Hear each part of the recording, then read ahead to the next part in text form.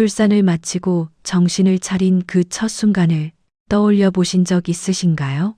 대다수 사람들은 아기와의 첫 대면이 감격과 행복으로 넘칠 거라 기대하실 겁니다. 저도 마찬가지였습니다. 가족들끼리 축하 인사를 나누며 서로 잘 견뎌냈다고 다독이리라 생각했죠. 하지만 제 상황은 달랐습니다. 예기치 않은 차량 사고 때문에 급작스레 아이를 낳게 되었고, 한참이 지나 의식이 돌아왔을 때 제 머릿속은 혼돈으로 꽉 차 있었답니다. 아기가 바로 앞에 있었는데도 사람들이 흔히 얘기하는 모성이란 감정을 전혀 느낄 수가 없었습니다. 아기를 마주한 순간 기쁨보다는 어색함과 혼란스러움이 밀려왔죠. 감격으로 벅차야 할 그 순간에 저는 왜 어떤 감정도 일어나지 않았던 걸까요? 그래서 제가 겪었던 이 경험을 나눠드리려 합니다. 제 내면에서 벌어졌던 그 혼란과 당황스러움의 원인이 무엇인지, 어떻게 받아들여야 했는지 말입니다. 아마 제 경험담을 들어보시면 어느 정도 이해하실 수 있으실 겁니다. 저는 현재 40대 중반의 여성이고, 사건이 일어났던 것은 지금으로부터 약 9년 전의 여름이었습니다. 교통사고, 솔직히 저는 그 부분을 전혀 기억하지 못했습니다. 역행성, 기억 상실이라고 외상이나 뇌 손상, 심리적 충격에 의해 발생하는데, 사고 이전의 기억들이 일부 사라져버린 거라고 하더군요. 특히 교통사고나 뇌에 강한 충격을 받은 경우 최근 몇 년간의 기억이 통째로 지워질 수 있다고 했습니다. 제가 잃어버린 건 수술 후 의식을 되찾기까지 1년 전후였습니다. 불행히도 이 상실된 기억들이 완전히 돌아오지 않을 가능성도 있다고 하더군요. 뇌가 충격으로부터 자신을 보호하기 위해 그 기억들을 잠가버린 걸지도 모른다는 겁니다. 그저 제가 깨어났을 때의 생각은 이거였습니다. 내 아기는? 그리고 이 인간이 미쳤나? 였습니다. 왜냐하면 남편이 눈물까지 글썽거리며 제 손을 잡고 있었기 때문이죠. 여보, 내가 얼마나 걱정했는지 알아? 당신 없이 어떻게 살려고 이렇게 깨어나지 않았던 거야.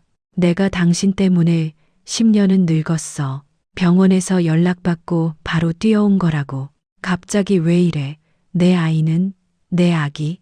무사히 잘 태어났어. 지금 엄마가 봐주고 계시고, 당신 진짜 우리 엄마한테 잘해야 해. 건강하게 잘 자라고 있으니까 걱정할 거 하나도 없어. 오로지 재활만 신경 쓰면 돼. 딸이라니 아들 아니었어? 그게 무슨 소리야? 딸이었나? 기억에 이상이 있다더니 정말이었네.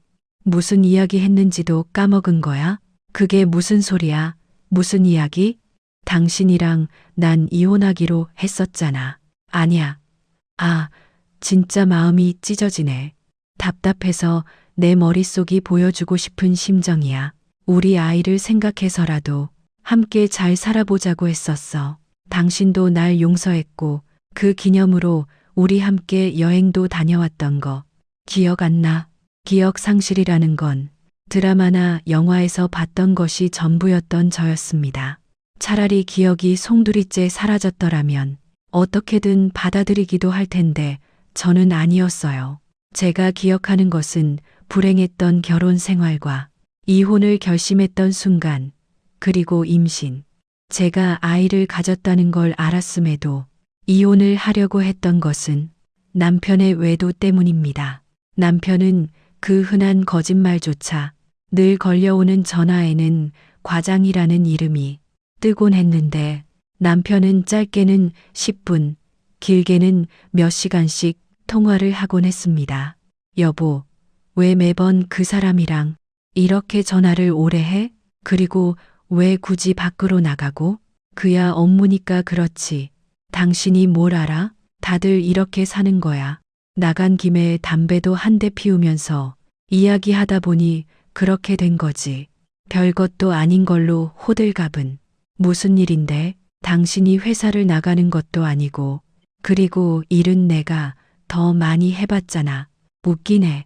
작은 회사에 다니다가 잘리고 지금은 마트 계산원 일이나 하면서 아무리 몰라도 당신보다 더 잘 알아.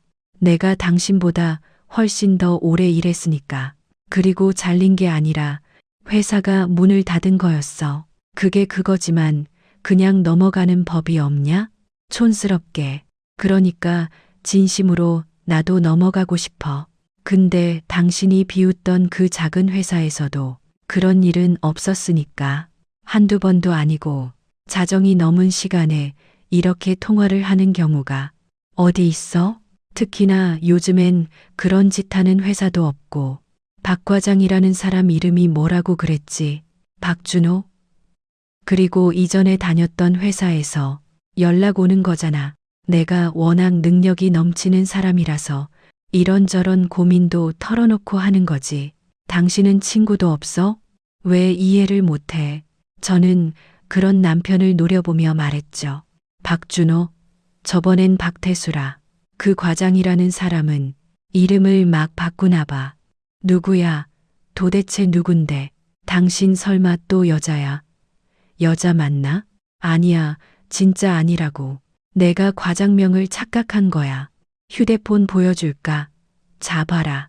박 과장이라 되어 있는 사람이 둘이잖아. 보이지? 둘 다 남자야. 남자. 휴대폰 속에는 실제로 두 명의 박 과장이 보였습니다. 결국 그렇게 넘어가긴 했는데 며칠 뒤 남편이 휴대전화를 놓고 씻으러 간 사이에 또다시 전화가 걸려왔고 저는 그 전화를 받았습니다. 그리고 그 전화 상대의 목소리를 들었죠. 확실한 건 박준호도 박태수도 아니었고 남자도 아니었다는 거였습니다. 남편이 홀딱 벗고 나와 휴대폰을 빼앗아서 끊어버리긴 했지만 분명 여자 목소리로 오빠라고 말하는 것도 들었고요. 미쳤어? 내 전화를 왜 받아? 당신 그거 의부증인 거 알아? 난 떳떳해. 기가 막혀서 저는 가슴을 두드리며 반문했습니다. 지금 나한테 의부증이라 했어? 지금 이 상황에 누가 의심을 안 해? 남자라고 했잖아. 목소리가 여자였어. 당신한테 오빠라고 하는 걸 내 귀로 똑똑히 들었고 그렇게 떳떳하면 왜 거짓말을 해? 매번 새벽이고 저녁이고 통화하는 게 여자면서 의심을 안 하는 사람이 더 이상하지. 이래도 끝까지 발뺌할 거야? 당신 바람난 거 맞지? 야, 너도 솔직히 까놓고 봐라. 내가 뭐 볼 게 있어? 내 나이가 40 중반이 넘었고 배 나온 아저씨야. 근데 무슨 바람이야? 그것뿐이야. 직장도 없고 집에서 놀고 먹고 하는 나 같은 놈이 무슨 바람을 피우겠다는 소리를 하는 거야? 연애를 할 당시만 해도 남편은 직업이 있는 평범한 사람이었습니다. 하지만 결혼하고 1년이 지나자 남 밑에선 일 못해라며 그만두고는 사업을 하다가 말아먹고 다시 사업을 준비하다 흐지부지 되면서 쭉 백수로 지냈어요. 때문에 남편 말도 일리는 있었지만 끈기도 책임감도 없는 그런 사람이 놀고 먹는 것에는 믿을 구석이 있었기 때문이었죠. 바로 시어머니가 꽤 규모가 크고 입지가 좋은 상가 건물을 가지고 있었거든요. 그러니 제 입장에서는 충분히 바람을 피울 소지가 있다고 볼 수밖에 없었습니다. 의심할 건 그것뿐이 아니었죠. 당신 또 어머님한테 돈 달라고 했다며? 당신 말처럼 진짜 가진 건 아무것도 없으면 그래. 나도 어떻게든 믿고 넘어갈 거야. 근데 매번 용돈이다. 생활비다 받아서 나한테 준 적 있어? 없잖아. 그걸로 뭘 하고 다니는지 내가 알 수도 없고. 내 말이 틀려? 남편은 제 말에 화를 내며 대꾸를 했습니다. 야, 그럼 백수라고 방구석에 처박혀서 살아야 해? 친구들 만나러 가서 기생충처럼 빌빌거리면서 용돈 좀 받아서 쓰겠다는데 왜 네가 소란이야? 억울하면 너도 상가 건물줄 딸로 태어나지 그랬어. 아님 돈 잘 벌어서 남편 용돈까지 꼬박꼬박 잘 챙겨주던가. 당신 정말 왜 이런 사람 아니었잖아. 쉴 만큼 쉬었으면 정신 좀 차리고 일을 할 생각을 해야지. 언제까지 그러고 살 거야? 그렇게 나오시겠다. 좋다. 그럼 나도 할 말은 하자. 너도 준비할 만큼 했으면 임신은 해야 되는 거 아니냐? 우리 엄마가 너 임신에 좋은 보약지어서 갖다 준 게 몇 년이야? 그러는 넌 언제까지 그러고 살 거야? 결혼한 게 몇 년인데 아직도 그 모양이냐고. 할 짓이 없으니 남편 의심이나 하고 전화나 몰래 열어보고 그러는 거지. 구질구질하다 진짜. 구질구질해. 남편의 말에 저는 서러워서 울음을 터뜨렸지만 답답하다며 남편은 밖으로 나가버렸죠. 어째서 이혼을 하지 않는지 저를 답답하게 생각할 분들이 있다는 것도 잘 압니다. 하지만 저는 우습게도 혼자서 살 자신이 없었습니다. 사실 저희 부모님은 제가 어릴 때 이혼을 했었어요. 아버지의 인색하고 괴팍한 성격 때문이었는데 하필이면 어머니가 양육권을 포기하는 바람에 저는 아버지와 살게 됐죠. 자신이 쓰고 먹고 입는 것에는 돈을 아끼지 않았지만 자기 자식이나 아내에게 들어가는 건 강제로 걷어가는 세금보다 더 질색을 하는 그런 사람이었어요. 제가 결혼을 해도 지원은커녕 제게 돈을 요구했던 아버지였기에 돌아갈 곳도 없었고 그것 말고도 끔찍했던 기억 탓에 이혼이라는 걸 극도로 두려워하기도 했습니다. 무엇보다 그때 당시에는 시간이 흐르면 저절로 나아질 거라고 생각했죠. 하지만 문제는 그게 끝이 아니었습니다. 바로 시어머니 역시 저를 힘들게 했기 때문입니다. 너 나랑 요 앞에 정신과에 좀 가자. 얼른 대충 챙겨 입고 나와. 네, 정신과. 거긴 왜요? 혁수 이야기 들었다. 너 지난 새벽에 내 아들 쫓아냈다며? 쫓아내다니 그게 무슨 말. 잘 들어라. 의부증이나 의처증 가볍게 보면 안 된다. 그게 얼마나 무서운 건지 내가 산증인이야. 내가 왜 늙어서 이혼까지 했겠니? 다구나 너희 결혼 앞두고 내가 이혼을 한 건 그만큼 끔찍했다는 거야. 근데 내 집안에 또다시 정신병 환자라니 내가 그걸 두고 보겠니? 어머님, 절대 그런 거 아니에요. 저는 그 사람이 그러니까 혁수 씨가 됐고 혁수한테 이야긴 다 들었어. 듣고 보니 걔도 정말 많이 참았더라. 그 의심병 때문에 내 아들 일까지 그만두고 집에 들어앉았다는 거. 난 몰랐다. 어쩜 그럴 수가 있니? 그렇게까지 했는데 전화 몇 통 했다고 애를 그렇게 잡아? 진짜 아니라고요. 저 정말 억울해요. 새벽에 통화하고 자정만 되면 나가고 저도 오죽했으면 그랬겠어요. 그리고 예전에도 전적이 있었고 무슨 전적 증거 있니? 의부증 환자들이 그래. 오로지 여자의 감이다 이러면서 사람 몰아가는 거 그거 정말 하면 안 될 짓이야. 말 같아서는 나 솔직히 너 안 보고 싶다. 그래도 내 아들이 좋아하고 무엇보다 너 근본적으로 착한 아이인 거 아니까 이번엔 그냥 넘어갈 거야. 하지만 2번 안 된다. 더는 그 감으로 사람 잡는 짓 하지 마. 제 말을 좀 들어주세요. 어머님이 그 사람 통화 목록이라도 봐주세요. 이미 봤어. 나라고 내 아들 속 썩일 만들겠니? 내가 이전에 한번 보기까지 했던 회사 동료였고 직접 통화까지 했다. 근데 넌 끝까지 남편 말 안 믿고 소리를 지르고 물건까지 던졌다며. 그러니까 병원 가자. 응? 나 옛날 사람이긴 해도 정신과 이상하게 보지 않아. 아프면 가는 거야. 감기 걸리면 약 먹는 것처럼. 그렇게 꽉 막힌 사람 아니라고. 진짜 억울하고 화가 나는 기분이었습니다.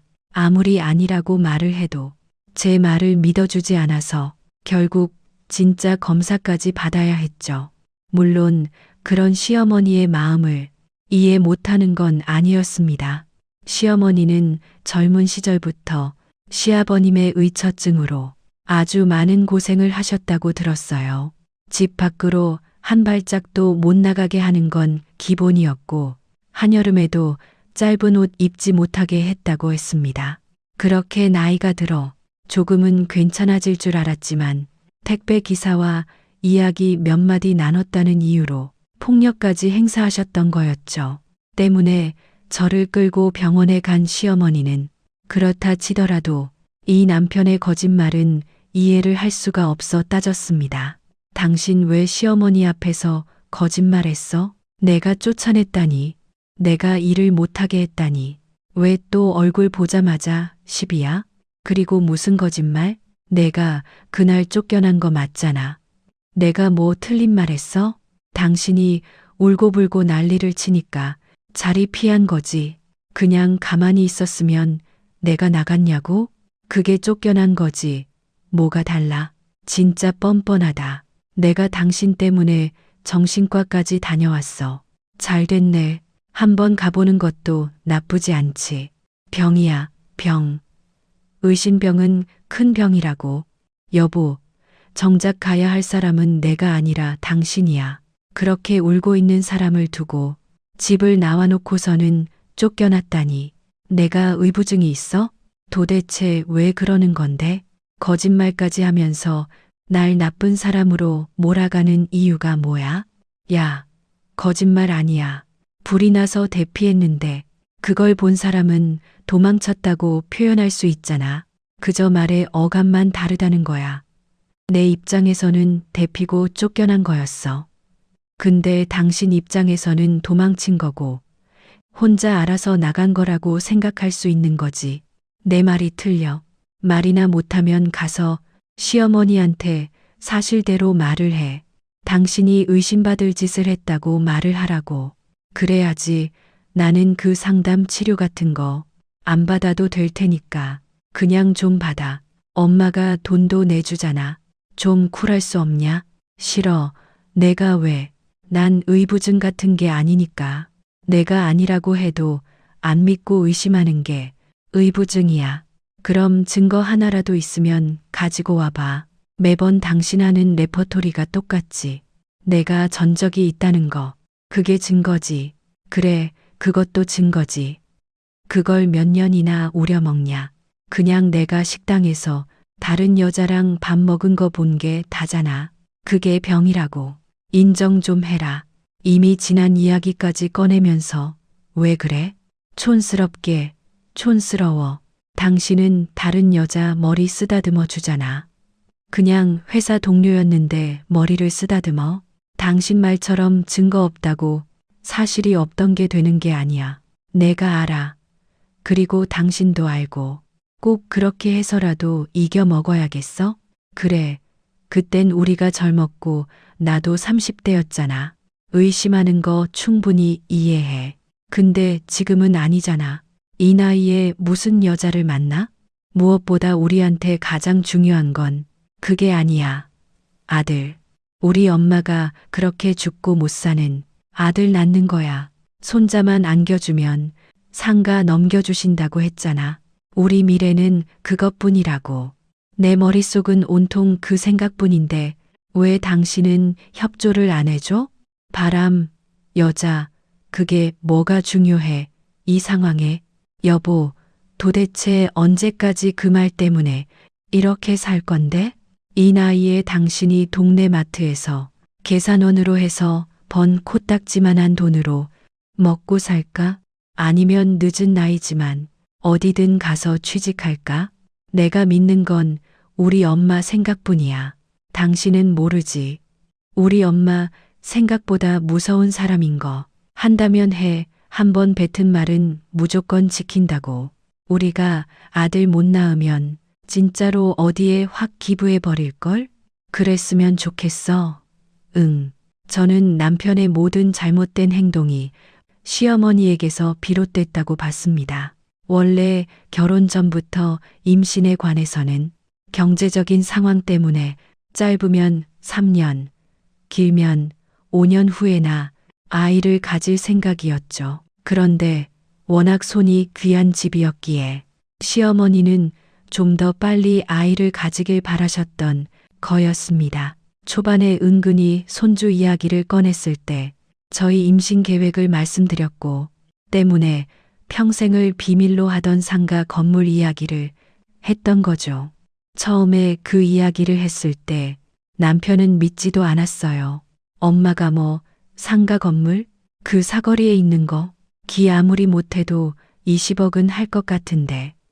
엄마 이혼하고 재산 분할 받은 돈을 내가 아는데 무슨 상가 건물이야? 아무리 손주를 보고 싶어도 그렇지. 거짓말을 왜 그런 식으로 해? 그러자 시어머니는 매매 계약서를 들고 와서 바닥에 딱 내려놓으며 말씀하셨죠. 이래도 못 믿겠니? 남편은 서류를 보고 또 보더니 손까지 덜덜 떨더군요. 24억. 이걸 그러니까 이걸 8년 전에 샀다는 거야? 왜 말을 안 했어? 원래는 죽을 때까지 말 안 하려고 했어. 너희 아빠랑 이혼하기 전에 복권 당첨돼서 내가 그 건물 샀다. 경매로 나온 걸 내가 샀어. 내가 말을 안 하려다가 이걸 말하는 이유는 딱 하나야. 손자만 낳으면 그럼 나 두 말 안 하고 이 건물 넘길 거야. 엄마, 우리 부자였어?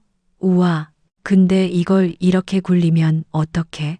지금 땅값이 얼마나 뛰었는데 리모델링해서 팔아버렸어야. 그나저나 월세는 얼마 받고 있어? 남편이 흥분해서 방방 뛰며 말하자 시어머니는 차가운 표정을 지어 보이더군요.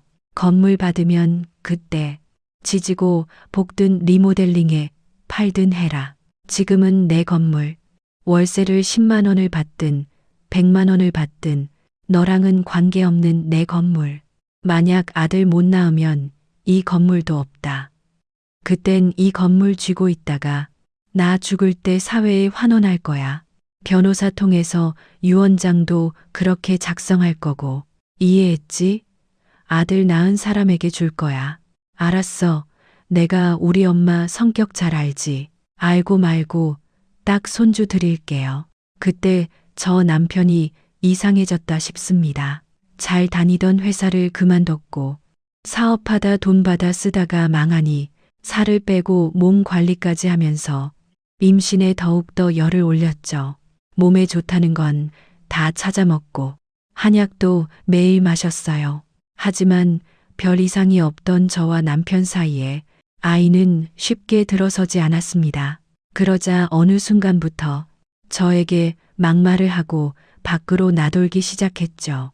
뿐만 아니라 시어머니에게 잘 보이기 위해서 저를 나쁜 사람으로 몰아가는 짓도 했고요. 그러면서 뻔뻔하게 모든 공을 자신이 가로챘습니다. 엄마 순금반지 해드려야 하니까 돈 있으면 좀 내놔봐. 우리 엄마 생신이 아니잖아. 왜 내 돈으로 반지 드리고 또 당신이 번 돈이라고 하게? 제가 꼬아 말하자 남편은 한숨을 푹 쉬며 말했습니다. 뭐 어때? 내가 지금 나 하나 좋자고 그래? 내가 누구 때문에 이렇게 고생을 하는데 병원에서 아무 문제 없다고 하지만 솔직히 임신 안 되는 건 당신 나이 때문 아니야? 남자들이야 50이든 60이든 상관없지만 여자는 아니잖아. 그러니까 잘 보여야 뭐라도 떨어지지. 차라리 그냥 없다고 생각해. 왜? 어머님 건물을 당신 거라고 생각해? 넌 그런 부모가 없으니 그러는 거지. 막상 입장 바꿔놓고 생각해봐. 준다고 하면 넌 욕심 안 날 것 같아? 그 노른자 땅을 남한테 줄 것 같냐고. 절대 못해. 당신도 위선 떨지 마. 요즘은 가지고 싶은 거 가지고 싶다. 욕심 드러내는 것도 다 솔직하게 본다고. 촌스럽긴. 그 건물만 아니었다면 저희 부부는 평범하게 그럭저럭 잘 살았을 거라고 생각했습니다. 남편이 언젠가는 이전처럼 다시 돌아올 거라고 믿었던 것도 그런 이유였고 제가 또렷하게 기억하는 그날도 여느 때와 크게 다르지 않았습니다. 동네 마트에서 계산원 일을 했고 퇴근 후에는 김치를 담았어요. 30포기가 넘는 배추를 다듬고 썰고 절이느라 온몸에 파스 냄새를 풍기고 있었죠. 백수였던 남편은 코빼기도 보이지 않았는데 그건 작년에도 똑같았습니다. 저 혼자 몸이 부서져라 김치를 담아두면 남편이 시어머니를 초대해 수육을 삶아주며 온갖 생색을 다 냈으니까요. 그때를 떠올리며 한숨을 푹 쉬고 있는데 전화가 울렸습니다. 전화를 받고 급하게 뛰어나왔는데 유리창에 비친 제 모습은 초라하기 짝이 없었습니다. 그럼에도 마음을 굳게 먹고 그 사람과 마주했습니다. 바로 과장이란 이름을 달고 있던 여자였어요. 아무리 많아도 30대 초반 정도로 보이던 어린 여자는 코를 막으며 말했죠. 파스 냄새, 한눈에 딱 알겠네요. 제 이름은 희주, 희주 씨라고 부르세요. 박 과장은 좀 이상하잖아요. 희주? 제 번호는 어떻게 아셨어요? 뭘 어떻게 알아요? 아저씨, 아니 오빠 휴대폰 비밀번호 푸니까 바로 보이던데요. 결혼 사진 보고 얼굴은 알고 있었고 집 주소는 당연히 알고 솔직히 좀 답답해서요. 내연, 불륜 이런 말도 별로고 정식으로 오빠랑 만나려고. 저 이봐요.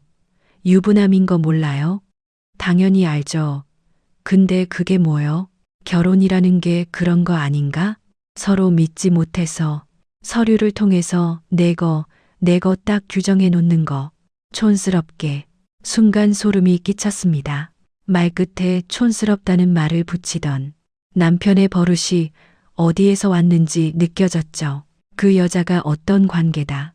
이런 사이다라 말하지 않아도 모든 걸 알 수 있었습니다. 그래서요?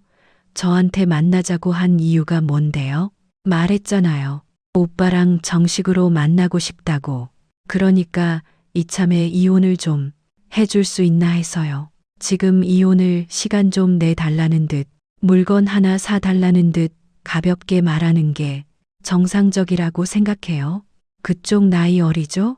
그럼 본인 나이에 맞는 사람을 만나요. 헐, 이혼 못하겠다는 말? 솔직히 나라면 자존심 상해서라도 당장 이혼할 것 같은데 다른 여자 좋다는 사람이랑 왜 살아요? 솔직히 아줌마도 다 알았잖아요. 오빠 다른 여자 있는 거 그냥 모르는 척하고 싶었던 건가? 그렇게 평생 불행하게 껍데기만 잡고 살려고? 보고 있어요. 뭘 잡고 보래. 웃겨. 어쨌든 저는 할 말 다 했어요. 아줌마 좋은 소식 기다리고 있을 테니까 합의든 협의든 그런 거 잘하면 좋겠네요. 앞서 말했듯 저희 부모님은 이혼했고 그 이혼의 결말은 그리 좋지 않았습니다. 특히나 아버지만 아니면 어디서든 먹고 살 수 있다던 어머니는 이혼한 것을 내내 후회했죠. 식당에서 일하고 청소 일까지 하면서 호기롭게 저를 데리러 오겠다고 했지만 어머니는 결국 아무 약속도 지키지 못했습니다. 평생을 아버지 그늘 아래에서 살아온 어머니는 일을 제대로 하지 못했고 엄청난 스트레스에 머리도 빠지기 시작했죠. 그러다 혼자 병을 앓으며 술을 약처럼 드시기 시작했는데 심장마비로 사망에 발견되기까지 일주일이 걸렸습니다. 저는 그 끔찍한 최후를 목격한 사람이었어요. 혼자 살게 되면 그런 최후를 맞이할 수도 있다는 걸 알았고, 그러니 이혼을 한다는 것에 대한 두려움은 더욱 컸던 거였습니다. 하지만 그런 이야기를 듣고도 남편과 이혼을 하지 않을 수는 없었습니다. 의심이 아니라 확신이 되니 오히려 머리가 선명해졌습니다. 그래서 저는 바로 이혼을 결심했고 그 과정에서 임신 사실을 알게 됐죠. 그리고 그건 제 발목을 잡았습니다.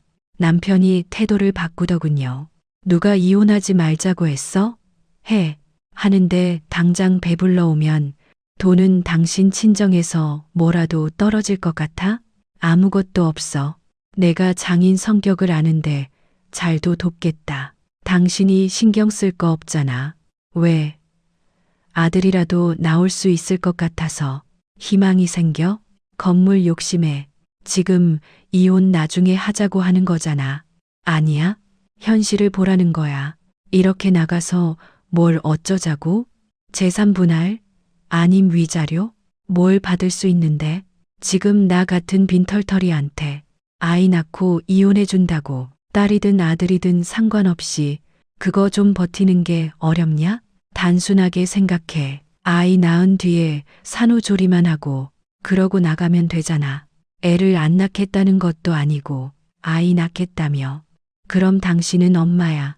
아이가 우선이 되어야지. 자존심 따위로 억지 부리지 마. 그래도 당신이랑은 절대로 못 살아. 그래, 그럼 내가 나갈게. 나가 있을게. 그리고 내가 약속해. 나 이전처럼 일도 할게. 그래서 당신한테 위자료든 뭐든 조금이라도 벌어서 줄 테니까. 그냥 제발 좀 있어. 내가 미친놈이고 나쁜 놈인 거 아는데 아이를 위해서 나도 아빠 노릇은 하게 해줘. 저는 남편의 설득에 흔들렸습니다. 당시에 30대 후반이었던 노산이라 제게는 마지막 기회일 수 있었습니다. 그래, 아이를 지키기 위해서 당장 이혼하는 걸 뒤로 미루게 되었죠. 당연히 시어머니에게도 그 사실은 알리지 않았습니다. 어차피 알게 될 일이었기에 더는 분란을 만들고 싶지도 않았죠. 그러니 시어머니는 그저 좋아하기만 했습니다. 내가 커다란 호랑이 한 마리가 내 품에 쏙 들어오는 꿈을 꿨거든. 분명 아들이야, 아들. 그 호랑이 무늬가 어찌나 선명한지 기절할 뻔했었어. 그래요. 좋은 태몽이네. 그럼 너 뭐 먹고 싶은 거 없니? 내가 다 사줄게. 아니, 이럴 게 아니라 병원에 가자.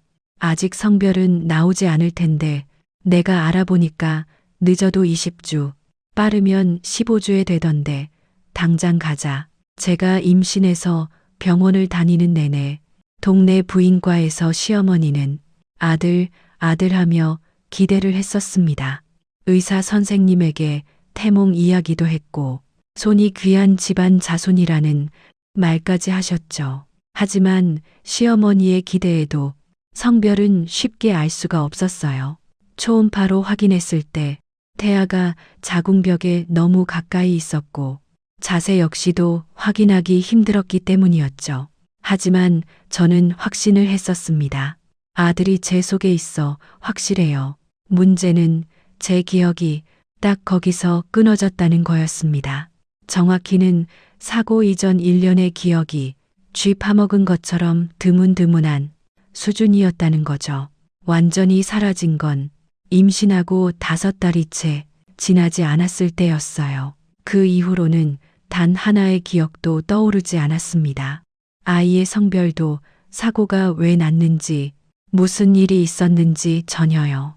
그러하면서도 제가 딸을 낳았다는 게 믿어지지 않았고 퇴원을 한 이후에도 제 자식이라는 생각이 들지 않았죠.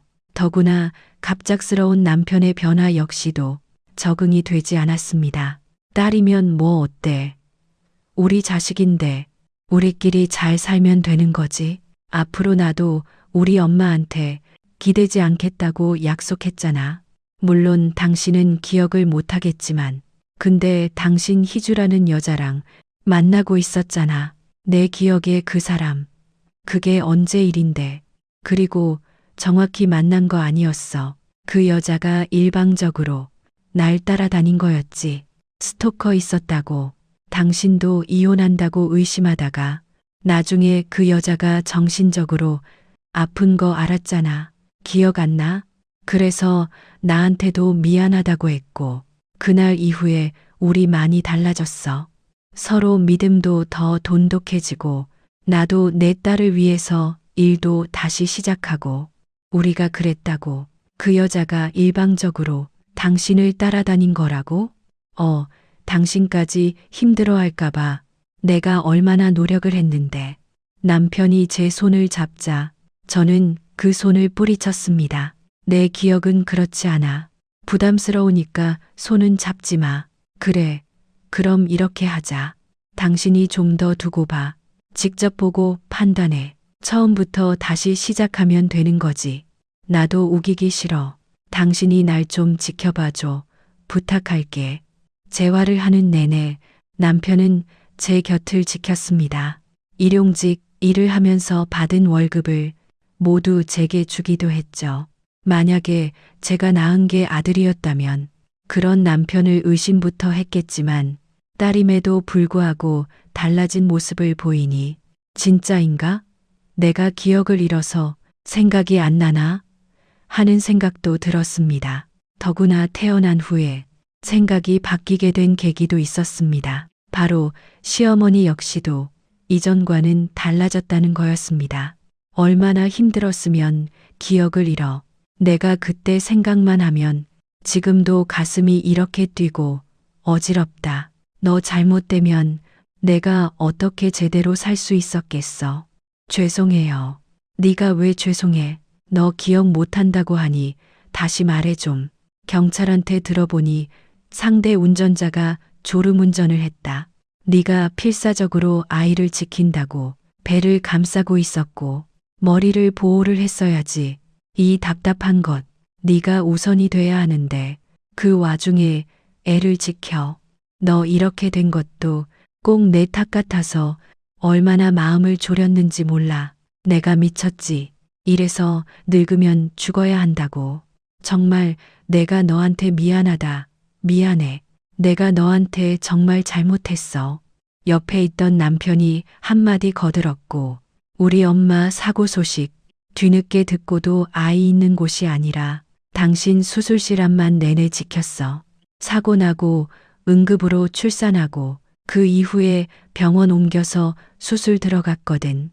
뇌가 부어 있어서 수술도 바로 못하고 당신은 의식도 없고 엄마가 얼마나 놀랐는지 몰라. 그리고 우리 딸 윤지도 전적으로 봐주셨고 덕분에 나도 마음 놓고 당신 곁을 지킬 수 있었지. 태어나자마자 저보다는 시어머니와 더 오래 있었기 때문인지 딸은 엄마보다는 할머니라는 말을 먼저 했습니다. 거기다가 아들이 최고라던 시어머니 역시 변하셨어요. 가끔씩 아들에 관한 아쉬움을 드러내곤 하셨지만 제 딸의 웃음에 더는 말을 하진 않았죠. 이거 받아라. 생활비 그런 건 아니고 용돈이야. 너 쓰고 싶은 거 써. 물건이나 물건 사지 말고 너 하라고. 출산의 사고까지 겪어서 그런지 너 머리가 하얗게 됐다. 머리도 하고 옷도 좀 사고 친구들이랑 놀아도 된다. 네, 감사합니다. 그러자 시어머니는 제 손을 꼭 잡으며 말씀하셨습니다. 내가 미안했다. 너는 기억이 없을지 몰라도 나 예전에 산부인과 갔을 때 많이 혼이 났어. 혼이요? 어머님이요? 물론 그때 넌 검사 받는다고 다른 곳에 있어서 모르겠지. 근데 그때 내가 너한테 사과도 했어. 기억이 안 나겠지만 그 이후로는 산부인과 같이 안 가겠다고 말도 했고 그날 의사 선생님이 산모 앞에서 아들 하는 게 엄청 큰 스트레스라고 성별은 중요하지 않다고 이런 말씀을 하셨거든. 그런 일이 있었어요? 그래. 어찌나 부끄럽던지 숨고 싶더라. 나도 딱 내 나이의 시어머니 그런 말 듣고 질색을 했었는데 막상 내가 그렇게 아들에 집착하게 될 줄은 몰랐어. 그런데 말이다. 막상 내 손녀를 안어든 순간 알겠더라. 그냥 내가 바란 건 너희가 잘 사는 거였고 예쁜 자식 낳아서 평범하게 사는 거라는 걸 그저 내가 노망이 난 거야. 무뚝뚝한 아들 키워서 좋았던 게 하나 없다가 건물 되고 나니 효도를 좀 받고 싶었던 것 같아. 그러면서 핑계를 그렇게 된 거였지. 사실 성별은 아무 상관이 없는데 말이야. 그래도 죄송해요. 딸이라서. 아니야. 생각해보니 딸이 더 좋아. 저렇게 예쁘게 잘 웃고 날 따라주는데 안 예뻐할 도리가 없지. 그냥 앞으로 너희들 잘만 살아다오. 우리 앞으로 더 잘 지내보자.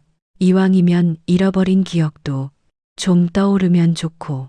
왜냐면 내가 그때 너랑 유독 잘 지냈거든. 야박하게 굴었던 것만 떠오르니 좀 억울해서 그래. 시어머니의 그 이야기를 듣기 전에는 기억이 안 나는 건 크게 불편하지 않았습니다. 그런데 막상 제가 잃은 기억 속에 많은 게 있었을지도 모른다는 생각이 드니 기억을 찾고 싶었죠. 그래서 한의원에서 침도 맞고 기억에 좋다는 한약도 다려 먹었습니다. 그런데 아이가 7살이 될 때까지도 저는 기억을 찾지 못했어요. 그 사이 남편과는 완전히 화해를 했고 시어머니와 나름 잘 지내게 되었기에 상관은 없었죠. 하지만 문제는 잃어버린 기억 때문인지 계속해서 느껴지는 이질감이 있었습니다. 특히나 딸에게서 그런 걸 가장 많이 느꼈죠. 남편도 저도 없는 곱슬머리도 그렇고 심지어 왼손잡이였는데 자라면서 점점 눈매도 콧대도 전혀 달랐죠. 그런 생각을 하면 안 된다는 걸 알고 딸이 너무 사랑스럽고 예쁘긴 했지만 오히려 그럴수록 더욱 혼란스럽기도 했습니다. 결국 저는 고민 끝에 유전자 검사라도 하려고 했죠. 내가 미친 건가 하는 생각도 들었지만 그 생각에서 벗어나기 위해서라도 어쩔 수 없었습니다. 저는 유전자 검사가 가능한 병원을 알아보기 시작했고 그곳에는 눈에 띄는 병원도 있었죠. 제가 교통사고 직후에 실려갔다던 바로 그 병원이었습니다. 물론 수술 때문에 바로 다른 병원으로 이송됐고 그 병원에서 태어나고 얼마 가지 않아 이사까지 가는 바람에 거리는 좀 있었지만 전 일부러 그곳으로 향했어요. 딸에게는 너무나 미안했지만 이걸 해결하지 않으면 앞으로 나아갈 수 없을 것 같았죠. 그렇게 별거 없는 내용으로 이런저런 상담을 하다가 유전자 검사에 대해서 물었습니다. 그런데 의사는 기록을 한참 들여다보더니 뭔가 떠오르는 듯 말했죠. 아, 그 사모님이구나. 어쩐지 낯이 있다고 했어요. 여기서 응급으로 출산. 저 기억하세요? 상황이 워낙 특이해서 기억하죠. 환자분은 기억 못 하실 겁니다. 출산 이후에 큰 병원으로 이송됐으며 사고 장소와 저희 병원이 제일 가까워서 여기로 오셨었죠. 기억나요? 그때 의식이 없는 상황에서도 아이 보호하려고 얼마나 배를 붙잡고 계셨는지 모성이라는 게 정말 대단. 의사 선생님은 그때를 떠올리듯 이야기하다가 제 딸을 보고는 고개를 갸웃했습니다. 아이가 몇 살이에요? 7살이요. 그때 낳은 딸이에요. 그런데 의사 선생님은 당황한 표정으로 한참 컴퓨터 화면을 보더니 간호사를 불러서 제 딸을 밖으로 안내하도록 지시했습니다. 그리고는 진지한 표정으로 물었죠. 아까 들어보니 친자 검사를 하겠다고 한 게 그럼 저 아이인가요? 이상하신 것도 들었고요. 맞긴 한데요. 제가 그 사고로 인해서 기억을 잃었거든요. 아이를 임신하고 몇 주 정도는 기억을 하는데 제가 미친 것 같지만 확인은 하고 싶어서요. 잠깐만요. 제가 지금 좀 머리가 복잡해서 기록이 잘못된 건가? 아닌데 잠깐만요. 제가 수간호사님한테 뭐 좀 물어보고 다시 오겠습니다. 나가서 10분, 15분 정도 있다가 들어온 의사 선생님은 자리에 앉지도 못하고 서성거렸습니다. 뒤이어서 수간호사가 들어왔고 차트를 넘겨줬죠. 의사 선생님은 그걸 보더니 다시 물었습니다. 확실히 이분이 데리고 온 건 딸이야? 어머, 딸이요? 세상에, 이건 말이 안 되는데. 분명 아들이었고 인큐베이터에 오래 있었어요. 그 당시 근무했던 간호사들도 기억을 해요. 산모가 수술받고 의식이 없다는 소식을 들었던 것도요. 오래전 일이긴 해도 그때 저희가 얼마나 아이한테 신경을 썼는데요. 그리고 남편분이 데리고 간 것도. 근데 딸이라잖아. 몇 번을 확인했는데 저는 그 말에 손이 벌벌 떨렸고 의사 선생님의 가운을 잡았죠. 선생님, 검사해 주세요. 당장이요. 네, 이게 저희 쪽 문제일 수도 있으니 최대한 빠르게 결과 받아보도록 하겠습니다. 결과를 들었을 때 정신을 잃고 쓰러지고 말았습니다. 결과는 불일치. 그 순간의 충격을 어떻게 설명할 수 있을까요? 혹시나 하는 의심은 있었지만 늘 사랑스러웠던 저의 딸과 함께한 시간들이 한순간에 낯설게 변해버리는 느낌. 그런데 제 아이가 아니라는 그 한 줄의 결과가 저를 벼랑 끝에 내몰았습니다. 세상이 무너진 것 같았어요. 숨 쉴 때마다 마음이 찢어지는 듯했고 그동안의 기억과 감정들이 모두 한꺼번에 뒤틀려 버렸습니다. 딸에게 미안한 마음이 들면서도 사라져버린 제 아이에 대한 생각으로 머리는 터질 것 같았죠. 버스를 타고 집으로 돌아오면서 남편의 멱살이라도 잡고 협박이라도 할 생각만 들었습니다. 하지만 막상 버스에서 내리면서 생각이 완전히 바뀌었죠. 도리도 바르지 않고 거짓말을 하는 남편. 증거가 없으면 사람을 미친 사람으로 몰고도 남을 그 인간을 믿을 수 없었습니다. 그래서 떠올린 것은 바로 박 과장. 제가 기억을 잃기 전에 당돌하게 이혼을 요구했던 희주라는 여자였죠. 우습게도 그 여자는 그 오랜 기간 동안 번호 변경도 하지 않았더군요. 그렇게 다시 만난 여자는 이전과는 좀 많이 달라져 있었죠. 제가 나이를 먹은 만큼 그 여자 역시도 이전처럼 젊고 어린 느낌은 없었습니다. 무엇보다 도끼가 빠져 있었죠. 그 여자는 제 눈치를 가만히 살피더니 쭈뼛거리며 입을 열었습니다. 언젠가엔 연락 주실 줄 알고 연락처 바꾸지 않았어요. 당신이랑 더 길게 말하고 싶은 마음 없어요. 내 아들 어디 있어요? 당신은 알죠? 그게 무슨 사모님이 다시 키우는 거 아닌가요? 제 딸이랑 같이 모르는 척 발뺌하지 마세요. 경찰에 신고하려는 거 간신히 참고 있는 거니까. 약취유인 및 유기 등 계획 범죄인 거 알죠? 내 아들 돌려달라고요. 아이 바꾼 게 당신과 내 남편이 한 짓이라는 거 아니까. 맞아요. 근데 정말이에요. 저 그 사람이랑 헤어진 지 꽤 오래됐어요. 아이 낳고 사모님 사고 난 이후에 의식 못 찾는다는 소식까지 들었다고요. 정말로 죄송해요. 그때 제가 생각도 없고 철도 없었어요. 미친 거죠.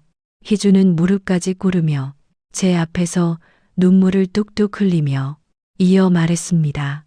사모님, 다 물어보세요. 제가 아는 거 다 말씀드릴게요. 원하시면 벌도 받을게요. 처음에 그 행동에 이건 또 무슨 수작인가 했는데 희주라는 여자는 자신이 벌을 받고 있다고 하더군요. 한때는 순간을 즐기며 일탈하고 원할 때 사랑을 하며 본인은 그게 자유롭게 사는 거라고 생각을 했다고 합니다.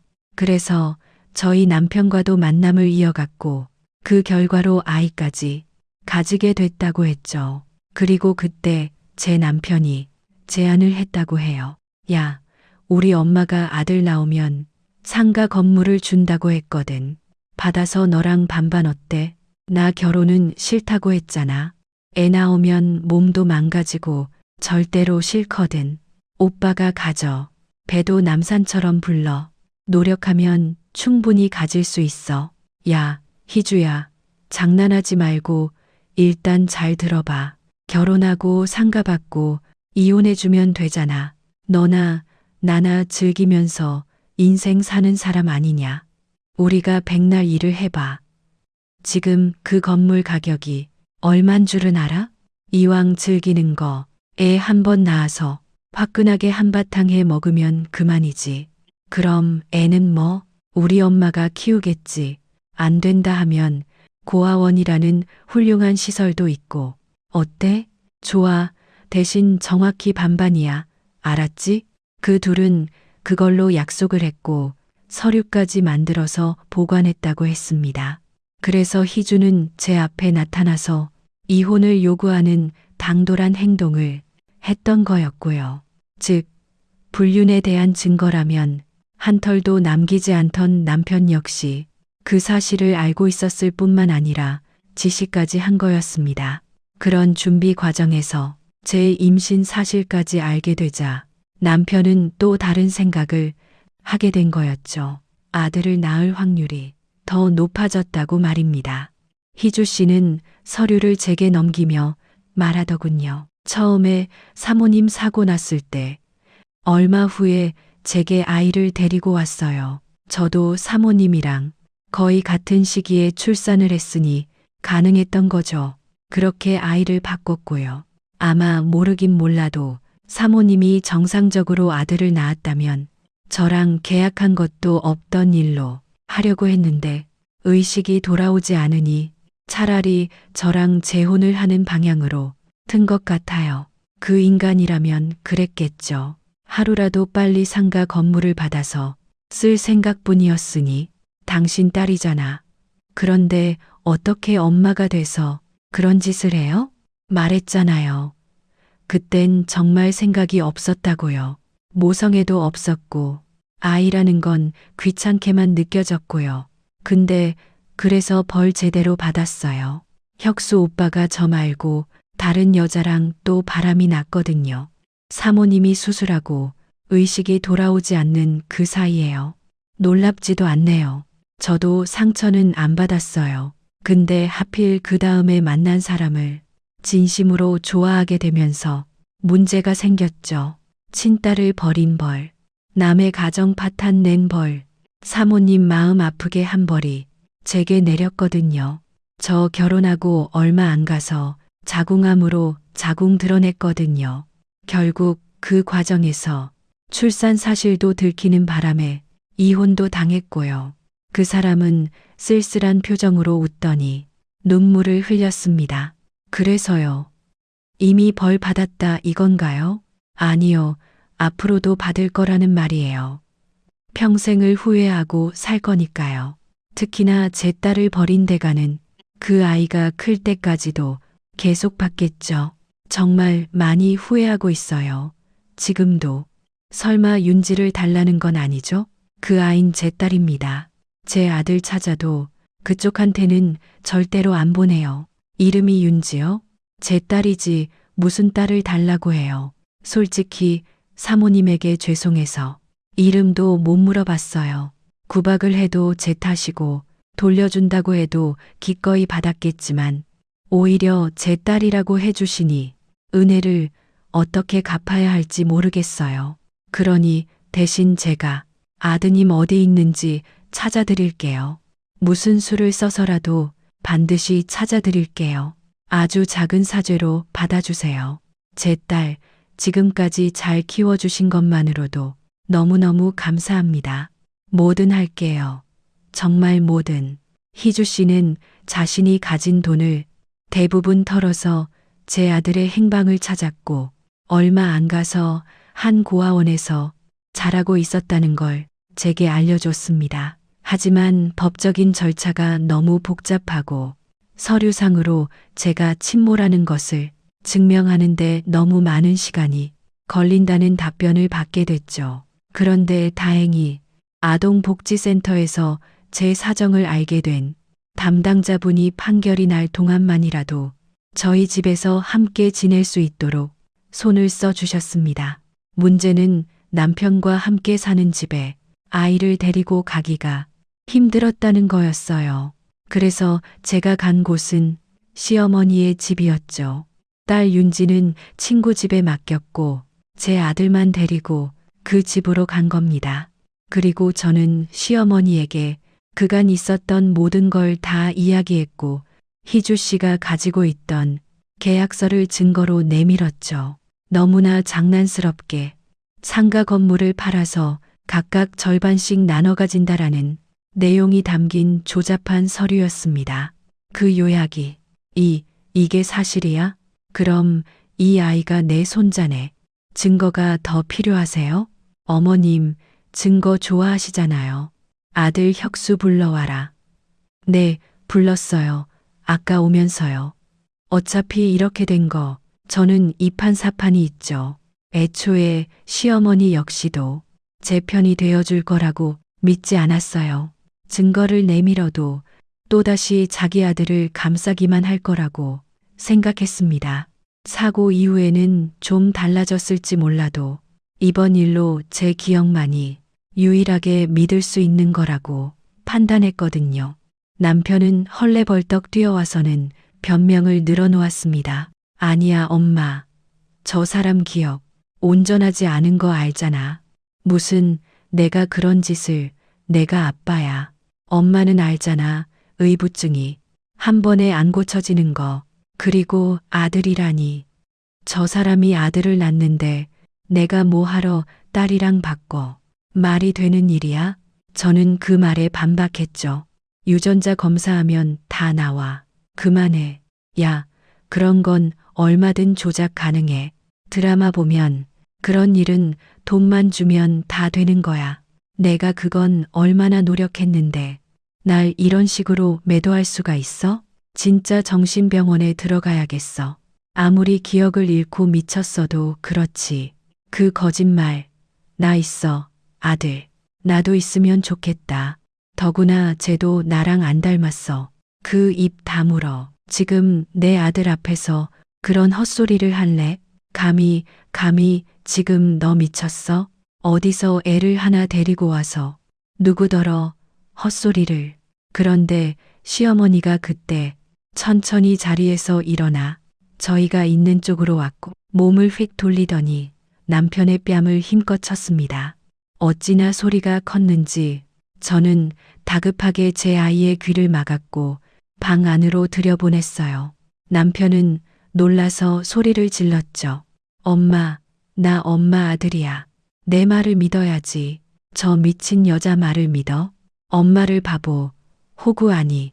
그래도 널 믿고 싶었다. 아니, 적어도 반성은 할 줄 알았어.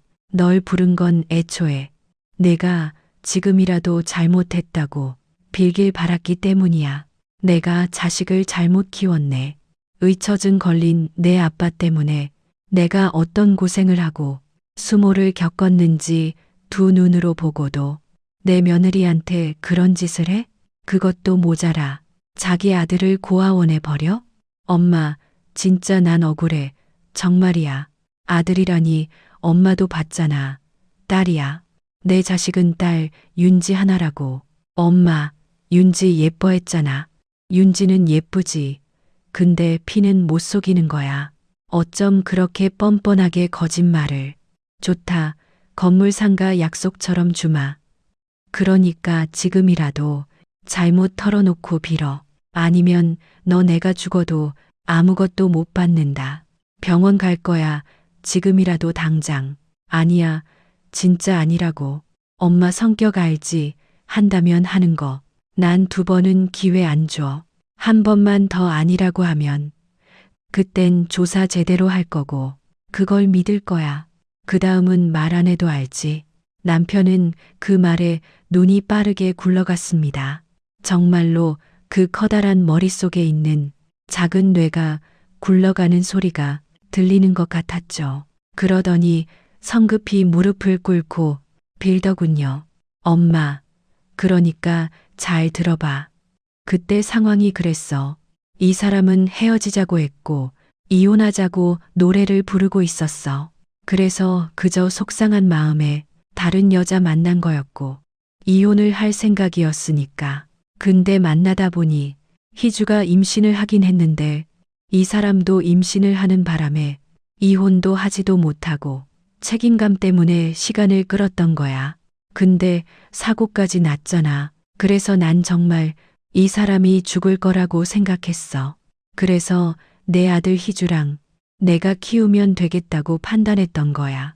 근데 이 사람이 갑자기 깨어났고 시간이 붕 뜨고 희주는 나랑 헤어지겠다고 난리를 부르고 남편이 슬쩍 눈치를 보며 머뭇거리자 시어머니가 재촉했고 그래서 고민을 했는데 엄마가 윤지를 좋아하는 것 같고 꼭 굳이 아들이 아니라고 해도 괜찮겠다 싶었어.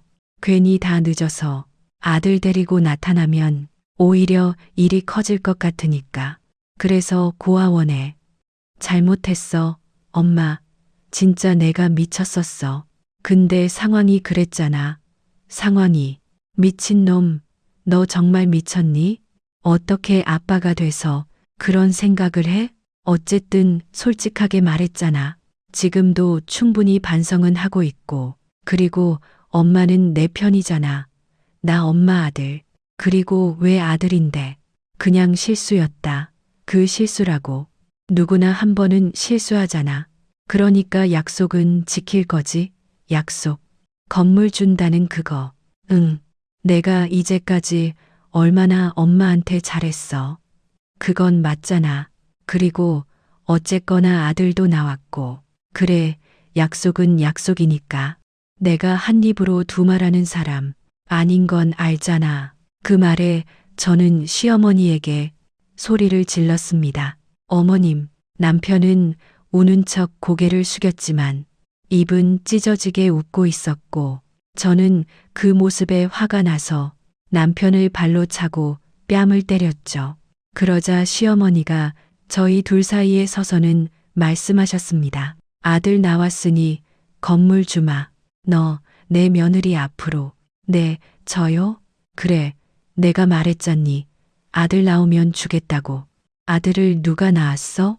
며느리인 미선이 네가 낳았지. 내 아들이 애를 품어서 낳을 순 없잖아. 난 약속은 반드시 지키는 사람이고. 그러자 남편은 발등에 불이 떨어진 사람처럼 일어나 따졌죠. 엄마, 그게 무슨 말이야? 나한테 줘야지. 왜 이 사람이야? 뭘 믿고. 아무리 며느리지만 피도 안 섞인 남한테 무슨 건물을 줘? 그럼 내가 널 믿고 준다고 할 줄 알았니? 너 사업만 2번 말아먹었지.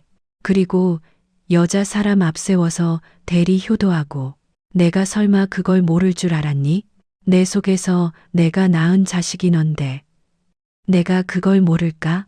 무능하고 무책임해도 내 아들이라고 믿고 기다렸던 거였어.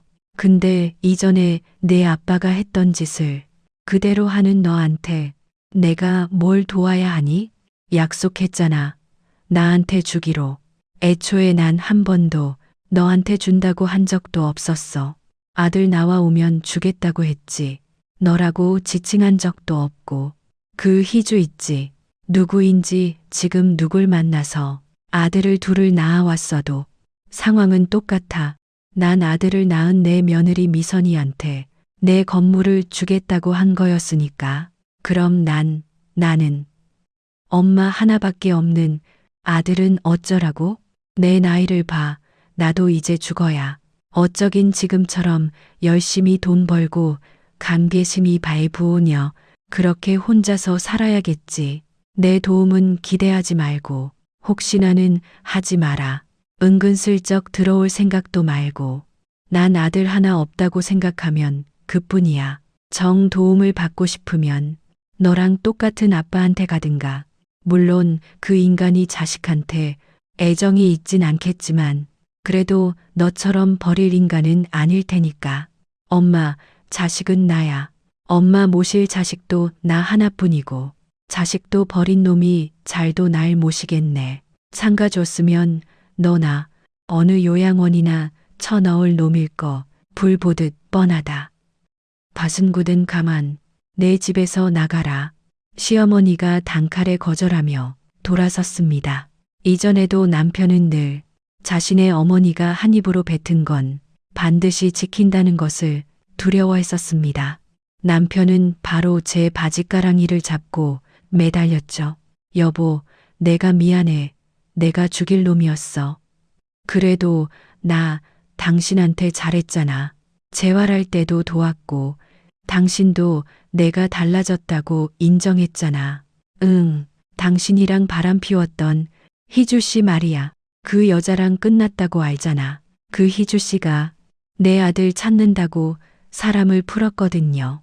당신 뒷조사도 같이 해줬어. 그러니까 당신이 지금도 다른 여자랑 만나고 있는 거 알고 있다는 뜻이고 헤어질게. 헤어지면 되잖아. 뭐, 그럼 진짜로 나랑 이혼이라도 하겠다는 거야? 당신 이혼 같은 거 못하잖아. 예전에도 말했잖아. 이혼하는 거 무섭고 외로워서 못할 것 같다고. 그랬지. 혼자 쓸쓸하고 외롭게 죽는 게 무서웠어. 근데 같이 있어도 똑같이 외로운데 내가 너는 뭘 두려워하겠어? 그리고 이제 내 곁에 내 아이들이 있어. 당신은 필요 없고. 여보, 제발, 왜 이래? 당신 쿨한 거 좋아했잖아. 이러지 말자. 촌스럽게. 시어머니는 정말 대단한 분이었습니다. 본인의 아들이었음에도 강경한 태도로 남편을 쳐냈고, 실제로도 남편은 그 집에서도 쫓겨났죠. 뿐만 아니라 혹시나 자신이 죽은 뒤에 유류분 반환 청구 소송, 즉, 자신의 어머니에 대한 유산을 요구하며 재계 소송을 하게 될 것을 대비해서 법적인 조치까지 모두 끝냈습니다. 여기에 더해서 엄청난 증여세를 감당하면서 결국 제게 명예 이전까지 해주셨죠. 저는 그걸 계속 뒤로 미루려고 했지만 시어머니는 이렇게 말씀하셨습니다. 나이가 더 들면 치매가 왔다는 둥, 억지로 그랬다는 둥, 내 아들이 나한테 할 짓은 뻔해. 그러니까 정신 멀쩡할 때 병원 검사 싹 다 받아서 제대로 유언장 공증까지 하는 게 현명하다. 그래도 너무 성아. 사람들이 그러는데 죽기 전까지 들고 있는 게 좋다고 했어요. 널 못 믿어서 내가 이런 말을 하니 좀 그런데 난 널 믿는다. 무엇보다 나 건물 말고도 많이 있어. 그간 받은 월세 수익도 있지만 당첨금으로 건물만 산 건 아니니까. 그간 고생 많았다. 못난 시엄마랑 남편 아래서 내가 너한테 죗값 치른다고 그렇게 생각해. 결국 저는 남편과는 이혼을 하고 제 아들에 대한 친권을 회복했고 무사히 함께 살게 됐습니다. 아들은 시간이 꽤 흘렀지만 아직까지도 낯설어 하긴 하지만 그래도 딸 윤지가 많이 도와주고 있어요. 그리고 시어머니도 저희와 함께 살게 됐죠. 오히려 이전보다 더 북적거리고 정신이 없어서 외로운 건 전혀 느끼지 못했습니다. 아마도 저처럼 어떤 이유로든 이혼을 망설이는 분들이 많을 거라고 생각합니다. 멋지게 이혼을 요구할 수 있는 사람들도 있겠지만 각자의 상처와 두려움으로 인해서 제대로 판단을 내리기 힘든 경우가 일반적이라고 생각해요. 그러니 넌 자존심도 없냐? 그런 취급을 받으면서 왜 이혼하지 않냐 같은 설령 너무 친하고 안타까워서 하는 말이라고 해도 그런 말도 하지 않으셨으면 좋겠습니다. 그 말은 용기를 주는 게 아니라 당사자 스스로를 갉아먹는 말일 뿐이거든요. 자존감은 계속해서 낮아지고 이혼도 못하고 참고 사는 자기 자신을 증오하게 되죠. 그렇지만 최소한 저와 유사한 처지라면 분명히 드릴 수 있는 충고가 하나 있어요. 저 또한 어느 곳에서 들었던 이야기입니다. 특히나 본인 가족보다 타인을 더 찾고 본인 자녀보다 재물을 먼저 생각하는 사람이 본인의 반려자라면 외도와 재물은 그 사람들에게 만난 요리와 같은 존재입니다. 또한 그들에게 가정이란 싱거운 환자식 같은 거예요. 그런 사람들은 한두 차례 혹은 몇 개월간 건강 때문에 참아내다가도 결국 다시 만난 요리를 찾아내게 될 것입니다. 더욱 자극적이고 고급진 요리를 말하는 거죠. 그러니 평생 동안 의심하게 될 것이고 불안한 마음을 안고 살아야 할 거예요. 왜냐하면 거리마다 가득한 게 맛있고 새로운 요리들이니까요. 저는 이 이야기 덕분에 이혼에 대한 두려움을 이겨냈어요. 그리고 현재도 후회 없습니다. 왜 더 빨리 결정하지 못했을까 하는 아쉬움도 없어요. 왜냐하면 고민하고 힘겨워했던 모든 시간들이 있었기에 오늘의 제가 존재하고 제 딸 윤지와도 만날 수 있었다고 여기게 됐거든요. 비록 제 아들이 그 시간 동안 많은 아픔을 겪긴 했지만 그건 역시 제가 살면서 천천히 해결해 나가야 할 숙제라 보고 있어요. 이미 발생한 일을 없었던 일로 만들 순 없고 결국 해답은 앞쪽에 놓여 있는 거잖아요. 비록 지금까지도 제 잃어버린 기억들은 되돌아오지 않고 있지만 그 대신 앞으로의 날들을 더 소중하게 채워 나가려 해요. 마지막으로 저희 가족 많이 응원해 주시면 고맙겠습니다. 모두 행복하시길 바랍니다.